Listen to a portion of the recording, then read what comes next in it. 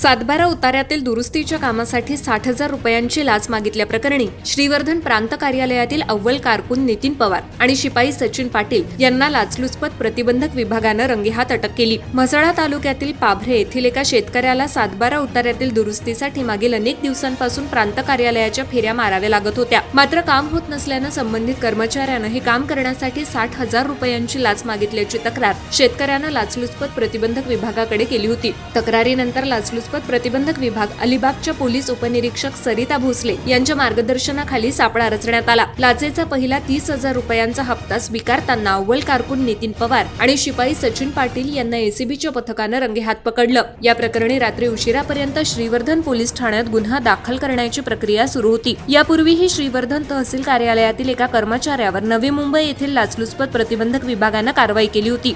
या पार्श्वभूमीवर महसूल विभागातील भ्रष्टाचाराच्या घटनांबाबत नागरिकांकडून नाराजी व्यक्त होत असून या प्रकरणाची सखोल चौकशी करून संबंधितांवर कारवाई करण्याची मागणी होतीये।